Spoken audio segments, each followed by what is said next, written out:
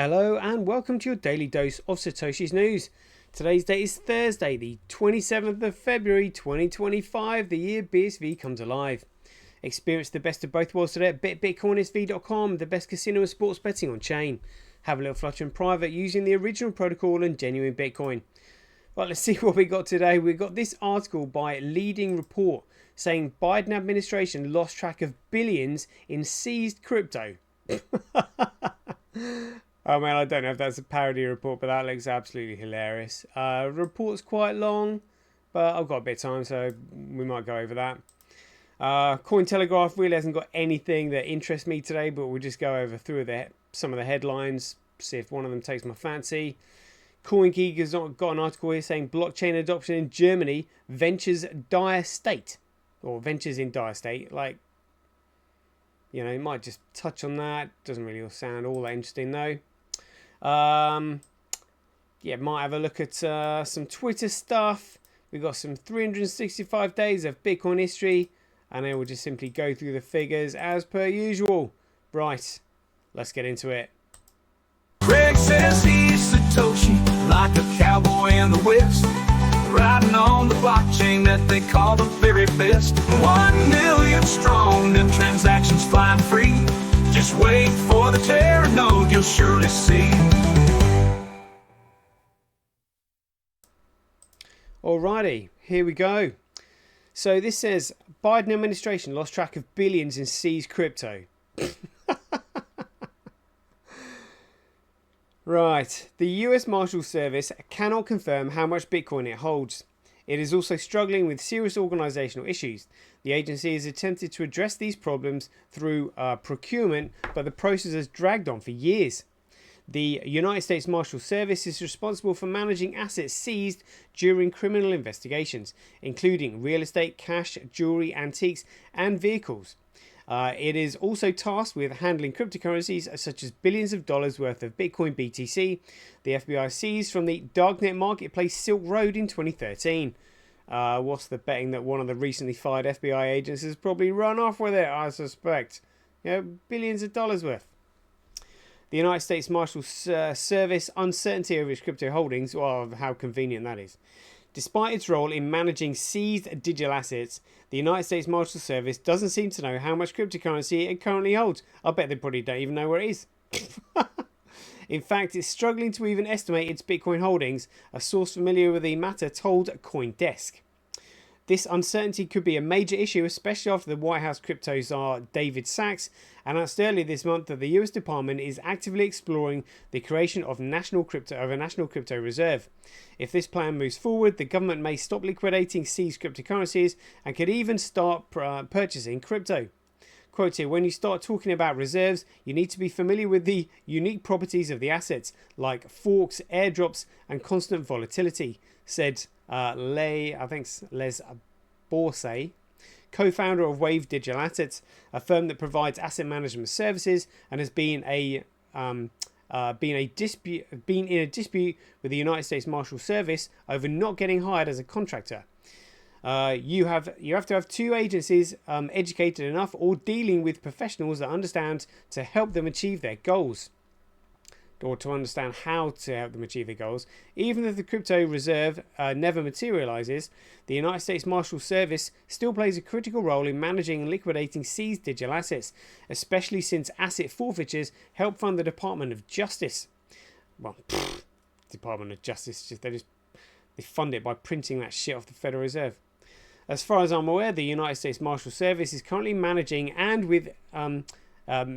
this with individuals' keystrokes and an Excel spreadsheet, said Chip Ballman, Vice President of Capital Strategy and Proposals at ADEX Corporation, a firm that provides technology solutions to the US government and was also turned down from the US Marshal Service contract.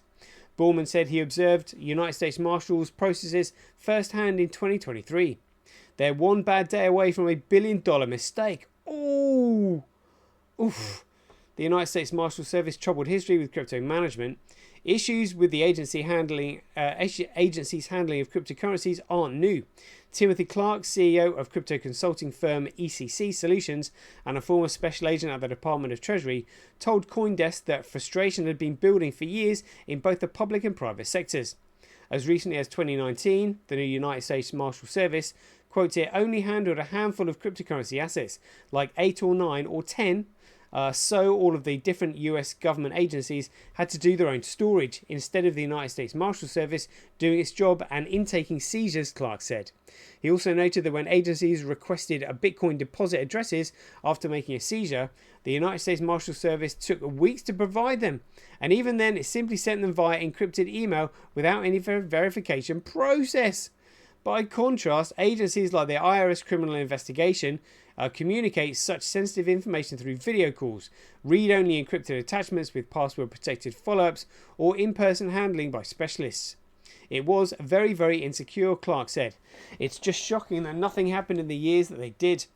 The United States Marshal Service declined to comment. In 2022, the Office of the Inspector General warned that the United States Marshal Service was struggling with the management and tracking of its cryptocurrency holdings. It's probably because they didn't know what to do with them. The United States Marshal Service did not have adequate policies related to seized cryptocurrency storage, qualification, valuation, and disposal, and in some instances, guidance was conflicting, the OIG report stated. For example, the agency had no measures in place to track forked assets, cryptocurrencies created when a blockchain splits, like a BCH or a Bitcoin Satoshi Vision. Oh, look, we've got a mention there. How cool is that? As a result, the United States Marshal Service may fail to identify and track forked assets, and thereby lose the opportunity to sell those assets when they're forfeited, the OIG said. The spreadsheets the agency relied upon to track crypto holdings also contained inaccuracies, the report found. In November 2022, 5 months after the OIG report was published, the United States Marshal Service admitted that it had lost access to 2 Ethereum wallets due to a software update. It is unclear if these private keys were incorrect or the wallet malfunctioned, the agency stated. The contractor will identify the issues and potentially open the wallet. If the wallet cannot be opened, documentation of efforts taken to unlock or open the wallet will be provided to the USG. Clark said it was unclear whether the issue with the Ethereum wallet had occurred before, during, or after the OIG audit, and the report made no mention of missing ether. At a minimum, it speaks to a lack of backup wallet and a lack of competent storage update and handling procedures, Clark said. The perception is that everything has remained the same since 2022. OIG findings, said John Millward, Chief Operating Officer at ADDX. Millward claimed that a single employee is currently managing asset disposal right now on a retail account, despite the massive financial responsibilities involved. However, the agency has not confirmed this. Liquidating crypto ahead of a possible stockpile. In July 2024, at a Bitcoin conference in Nashville, President Trump stated that if re-elected, he would order the federal government to stop selling seized Bitcoin. The idea had been championed by Senator Cynthia Lummis, one of Bitcoin's strongest supporters in Congress, who introduced legislation to establish a national Bitcoin reserve. On Jan 15, just days before Trump was set to take office, Lummis wrote to the then United States Marshal Service Director Ronald L. Davis, expressing concern that the DOJ attorney was rushing to liquidate 69,370,000 Bitcoin, worth about $6.6 billion seized from Silk Road. Recent court findings from earlier this month show that the Department of Justice is citing Bitcoin price volatility to justify and expended sale of these assets, she wrote. That's outrageous. She also noted that the DOJ was pushing ahead with liquidating plans despite spending legal challenges, calling it unusual urgency that contradicted the incoming administration plans for a national Bitcoin stockpile. Lummis requested details on the United States Marshal Service Bitcoin holdings, why the information wasn't publicly available, and how the agency tracks and manages its assets. The agency was given until Jan 31st to respond, but has yet to do so, according to sources familiar with the matter. The United States Marshal Service has since contracted Lummis' office twice, but was unable to provide a clear answer on how much Bitcoin it controls, blaming the transition between administrations. Lummis' office declined to comment. According to sources, large amounts of Bitcoin are being held across multiple government agencies, including the DOJ and the Department of Treasury. I suggest they're all corrupt as fuck. And the United States Marshal Service lacks a reconciliation process to determine where it all resides. The United States Marshal Service procurement struggles. In 2022, the OIG acknowledged that the United States Marshal Service was taking steps to improve its asset management by partnering with private sector firms. However, the agency has been slow to award contracts, and its decision has been controversial. Yeah, backhanders and all that. After procurement efforts began in 2018, the agency awarded a contract to BitGo in April 2021, but later revoked it because the company didn't meet the small business requirements. The award then went to Anchorage Digital in 2021, only for Anchorage to be disqualified for the same reason. This is an absolute shambles. In 2024, the United States Marshal Service awarded 2 new contracts, one to Coinbase for managing Class 1 cryptocurrencies, widely supported coins. What a joke. And another to Command Services and Support, CMDSS, for Class 2 to 4 cryptocurrencies, less common asset. Oh my god. What a joke. Both awards have faced legal challenges. Anchorage protested Coinbase's contract, while Wave Digital Assets is challenging the CMDSS award, arguing that the company lacks the necessary SEC and FINRA licenses, that it had hired a former USMS, the United States Marshal Service official, with access to non-public information. Borsay was blunt in his assessment. He said, if you don't care about the basics, like being licensed to handle securities, then what are you doing? It just shows how little they know about the process. That actually does. Honestly, they know absolutely nothing.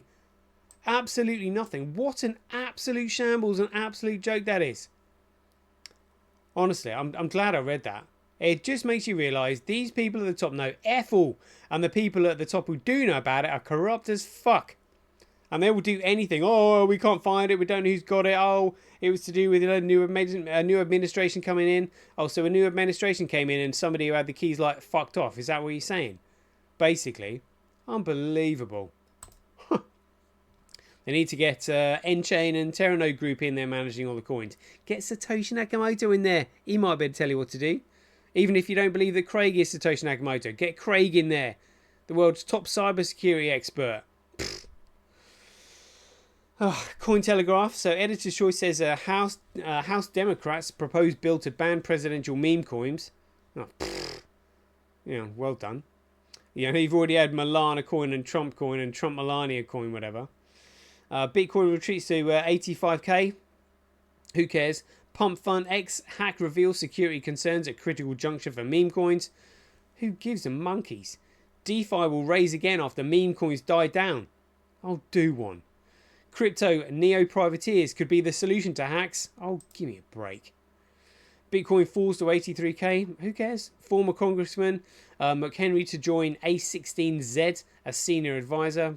Great. I don't know anything about that. Bitcoin price enters generational buying territory. Oh, who cares? Bitwise raises 70 million to invest in Team on-chain solutions. Ponzi scheming. Metro Department Store debuts stablecoin payments in Singapore. Report on that. Oh, what's this anyway? A16Z. Former Congressman Patrick McHenry, who advocated for crypto in the last few years of his political career, is joining VC firm A16Z as a senior advisor. What are they? I'm not even bothered. Well, I'm really not. It is such a shit show. How these people at the top justify what they're doing, but just beyond me. CoinGeek has got an article here saying blockchain adoption in German ventures in dire straits study. The Hansik Blockchain Institute has published a comprehensive study on blockchain as a technology in the German economy. The Federal Minister for Economic Affairs and Climate Protection, what's that got to do with economic affairs? Protection funded the research and therefore has a policy-oriented view. The study provides a comprehensive overview of the current level of adoption, opportunities and advantages, and obstacles that make adoption difficult. However, it has a major blind spot which arises from the fact that the companies that do not use blockchain are planning or discussing its were not surveyed in more detail.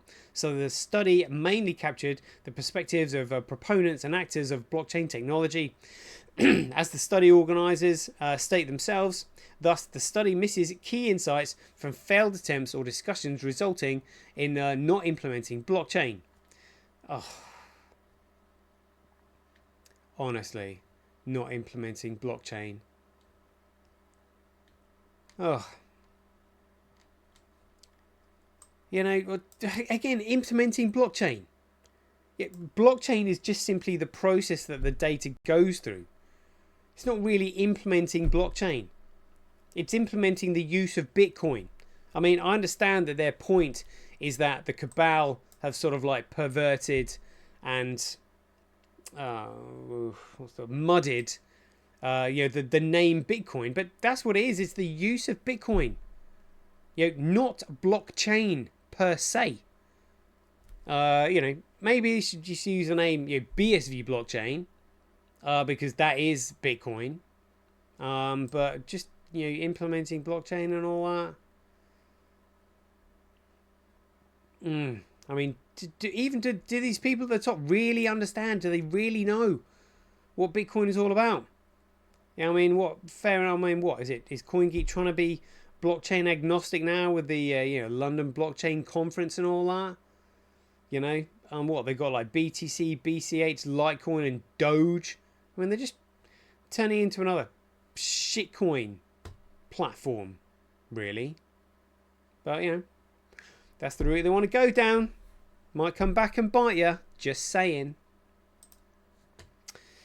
Let's see what we got here on Twitter. Yeah, check this out. This is quite interesting. So there was an interview here by Max Kaiser with Reggie Middleton. Let's have a quick listen to this. Blockchain-related company that you started up because you're an entrepreneur. You've been on Wall Street for many years. You saw the writing on the wall. You went ahead and jumped into the crypto world. It's your company. It's a platform for P2P smart contracts. Can you tell us about what you've got going with your company? I think that's like either the Vadar or which is the Very platform. Should have put it on Bitcoin. And right now that Bitcoin is BSV. Because I think the mistake he made is that he was selling tokens. Selling tokens, oh yeah, you can sell a token, that represents my product. No, you should sell the product. And you need to sell the product for a commodity. And the only digital commodity is Bitcoin or BSV or dollars. What you can't do is sell securities in exchange for your product. Because then if you're selling those securities, you can make an infinite number of those securities and you can then dump on unsuspecting members of the public. You can then restrict the supply if you want. That's the mistake that I think he made. A massive mistake. Okay, so what we've done is in 2013, I read the white paper and the wiki site on Bitcoin. I read the part about smart contracts. My jaw hit the ground. Programmable money that you can program, make self-executing contracts that can't be broken. We've decided to take that and make derivative-like contracts out of the Bitcoin technology that allows you to buy and sell exposure to any value in the world. Currently about 45,000 tickers, all assets from around the world. This technology, these contracts, can be delivered through web pages that run in anything that's connected to the internet via a popular browser. Cell phones, tablets, computers, etc. So you could buy exposure to gold, sell exposure to Goldman Sachs, you could buy aluminum, you could sell electricity futures, anything you could do with a broker. Anything you could do through an exchange. Zero counterparty risk, and you can't break the contract. It can't be reneged. The other side can't go bankrupt and not pay you. Awesome. I mean, it's pretty amazing. That's exactly what the Bitcoin blockchain is actually all about. Really. Oh, happy birthday to Kurt. He says I'm 39 today. Congratulations. Hope you enjoyed your day. Got anything else there on the Twitter sphere? Truth Machine says, as people anticipate the Epstein files to be leaked, don't forget that Jeffrey Epstein funded and sabotaged Bitcoin BTC with Segwit through the Massachusetts Institute of Technology Media Lab, where he was involved in BTC and also groomed toddlers The real Bitcoin exists as BSV. That's right. That is right. Any more Bitcoin related stuff? Good grief. Honestly, I do enjoy myself on Twitter. Like, jeepers, the amount of stuff that's on in here, you know, makes you realise how naive you were to the world before Twitter came about. But yeah, you know, there's a lot going on. Right, let's go on to some 365 days of Bitcoin history. We're now the 27th of February. So on the 27th of February 2010, Satoshi Nakamoto wrote, "I don't know how to do SVG, but I did the original, very large, over 600 pixels across, so it can be scaled down. I'll give the original when I'm finished." Oh, so I'm guessing that was to do with the Bitcoin logo. On the 27th of February 2024, so the anniversary of today, we had Arthur Rosenthal on this stand, and so I've nicknamed him here Arthur. It may or may not have Rosenthal. So he swore that he'd not seen, watched, or heard anything to do with the trial, but said he was hurt by what Craig had said previously about him in court. So he had been listening to what had been said because he knew what Craig had said in court. He also didn't think that the Bitcoin white paper could have been written in LaTeX, but said it could have been. Like, he doesn't know anything. It was an absolute mockery, that court case. Good grief. Right, let's get into the figures then. We got Gradecoin, $83,000. Oof. B-Crash taking a tumble as well, under 300. Fisher Price Cash, who cares? But we've got Bitcoin. Bitcoin at $35. $35. Yeah, 35, 31, top left of the screen there. Let's have a look at the difficulty adjustment on BTC. Second all-time high. Still massive, still massive. Let's have a look at the hash rate. Oh, B crash just recovering slightly. Bitcoin literally just, you know, steady as a rock at the moment. Let's have a look at the transactions. Oh, B info charts is what we needed. We'll have a look at that in just a minute.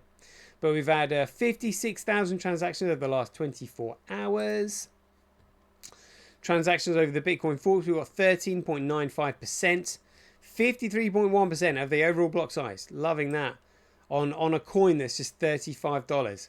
And yet it's got over 50% of the block size. Even that alone warrants a much larger price. That's crazy. Over the blocks coming through, we've got 64 megabyte block, 24. Nothing to write home about, but there's probably more data in that one block than there is on the entire column of Gradecoin over there. So it's 104,000 times cheaper to transact on Bitcoin than Gradecoin. Mining profit, you see mining Bitcoin at a 47% comparable loss. 0.9% more profitable to mine on Gradecoin than Bcrash. But 11% more profitable to mine on Fisher Price Cash. So you're basically 12% more profitable on eCash over Bcrash, which is great. Cracks me up every time I see that. Let's have a look at the politics in the pie charts then. Here we go. Global hash rate 7 days. Yep, global hash rate 24 hours. Gradecoin hash rate, other miners 3.4 on there. Bcrash, other miners 43.7. Fisher Price Cash, who cares? And Bitcoin will cross-reference that with what's on chain, which is there. 24 hours, what we want. Kuv 30.14. QD Link 29.4. Tal is 21. SA100 are creeping up the charts, 12.3. Gorilla pulled down to 6.1. But looking good there generally, looking good. Crypto Quant, let's have a quick look at this. It lets us on here. We'll have to come back to that in just a minute. I wonder if it's got BSV on here. Nope. Oh, it's just not loading. Right. We will come back to that then.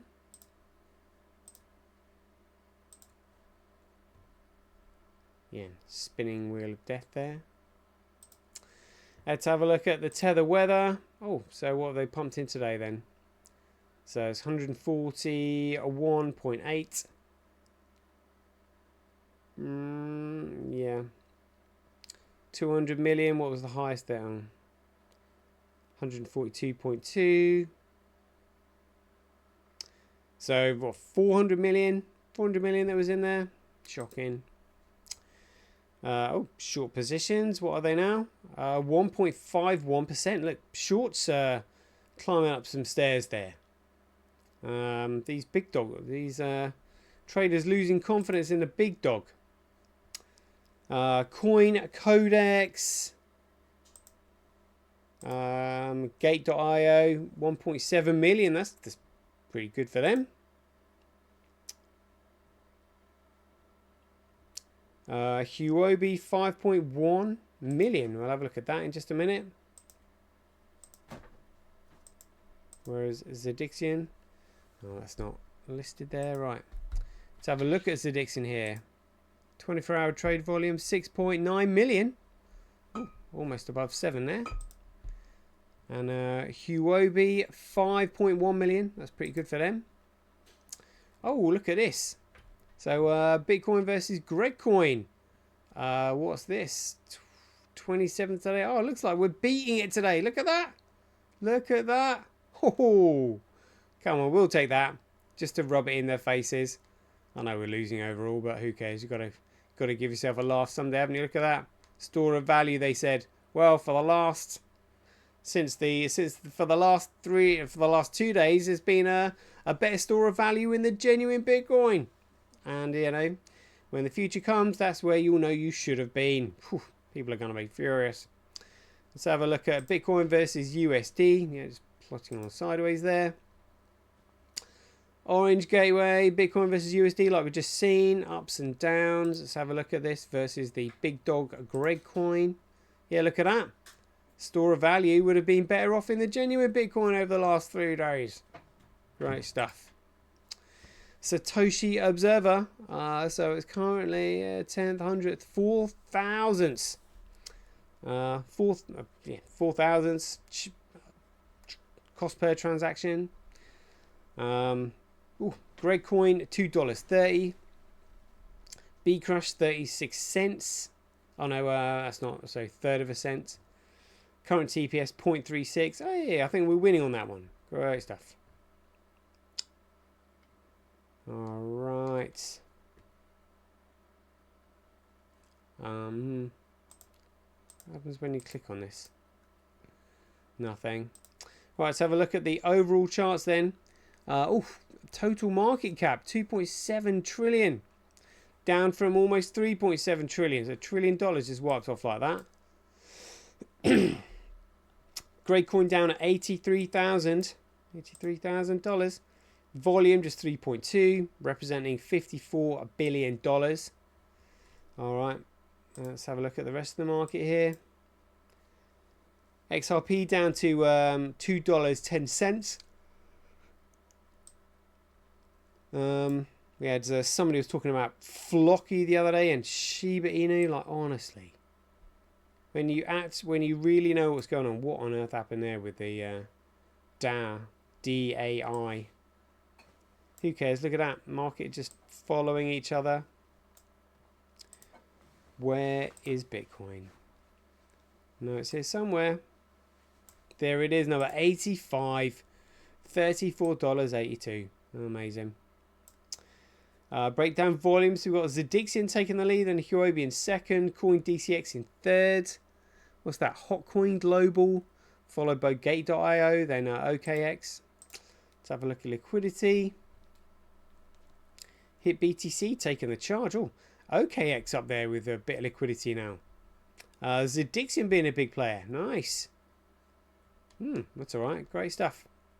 Right, there we go. That's a 29-minute show. We'll leave it there. I hope you enjoyed it. So as ever, if you enjoyed these updates, please ding your donations for your appreciation to either Satoshi at sendme.com, handcash.io, simply.cash, relasia.com, rockwallet.me or senti.ch.